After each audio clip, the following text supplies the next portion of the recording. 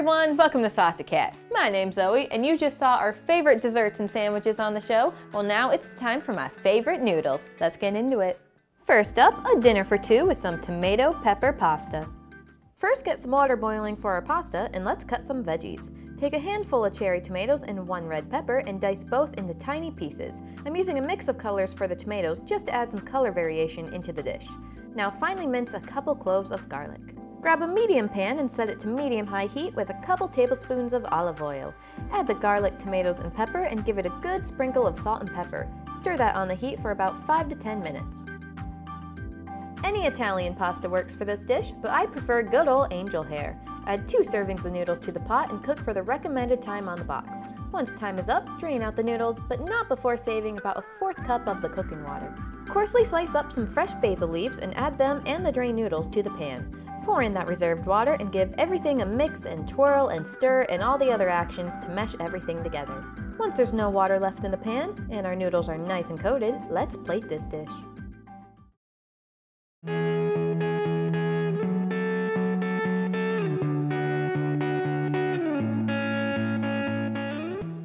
Now don't worry, I made some for Connor too.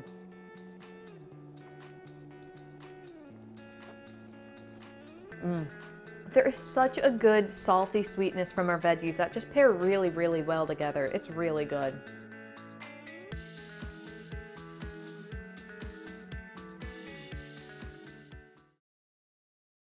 Now let's get zesty with some Sesame Udon.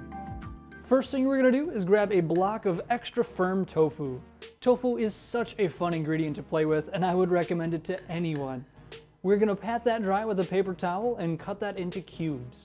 Grab a Tupperware container just big enough for the tofu and pour in soy sauce, pure maple syrup, onion powder, garlic powder, and some Chinese cooking wine. If you don't have cooking wine, you can use rice vinegar instead.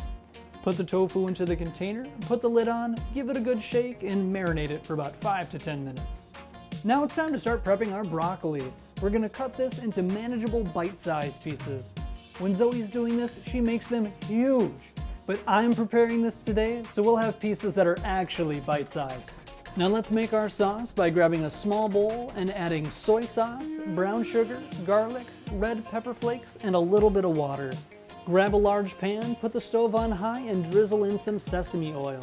I'm using this pan with higher sides since everything will be in this pan at the end. Going back to our tofu, we'll pour out the remaining liquid and toss the tofu into our pan. We're gonna fry these until they have some nice color to them, and then add our broccoli.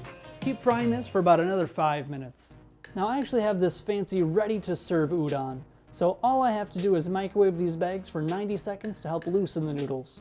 We'll add the udon and sauce to the pan and mix everything together.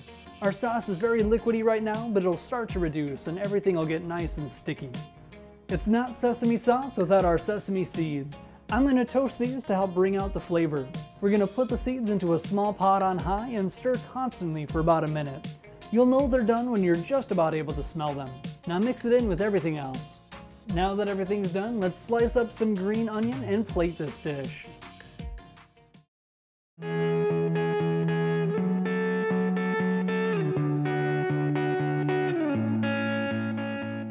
Doesn't that just look delicious? Let's give it a shot here.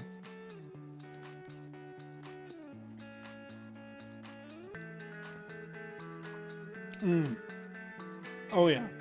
This dish is the perfect combination of sweet and flavorful. Every single bite makes you want to go back for the next.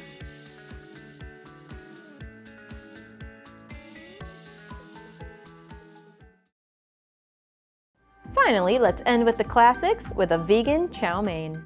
Let's start off with some basic veggie prep. Cabbage and carrots, of course, which we're gonna shred, and then some thinly sliced celery and tiny little broccoli. Now finely mince up some fresh garlic and let's get cooking. Place a large pot onto the stove at medium-high. Feel free to use a wok if you want to be a little more accurate, but I'm using what I have on hand. Heat up a good drizzle of olive oil and plop in the garlic. Sauté the garlic for about a minute and then add in our cut veggies. I like to put in the broccoli first and cook that for a couple minutes before adding the rest of the veggies to make sure it gets cooked all the way through. Continue to cook everything on the heat for 10 to 15 minutes. Now put a small pot of water on the stove for our noodles. While I would prefer to use fresh chow mein noodles, they're impossible to find around here, so I'll be using these really tasty dried noodles. This brand cooks in only 3 minutes, but I'm going to cut that short a bit and cook them for 2.5. We're going to keep cooking them later with the veggies, and I don't want the noodles to get too soft. Rinse the noodles really well in cold water and give them a moment to drain completely. Let's whip up a chow mein sauce while we're waiting. In a small bowl, add Chinese cooking wine and dark soy sauce. Regular soy sauce works just as well, but dark gives it this deeper color and adds a bit more complexity with the flavor.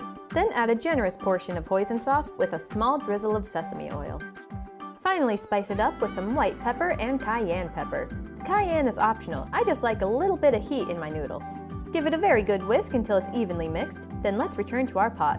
Dump in those drained noodles and pour that yummy sauce on top. Combine everything until it's all evenly coated and continue to cook on the heat for 5 to 10 more minutes. Once all the sauce is soaked up and everything is nice and hot, let's plate this dish.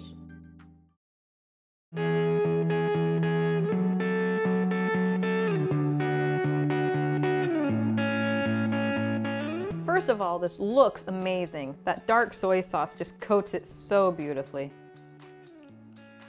There's a lot of really good saltiness from our soy sauce, but my favorite part has to be this broccoli. It's just really sweet and adds a really sweet touch to the dish.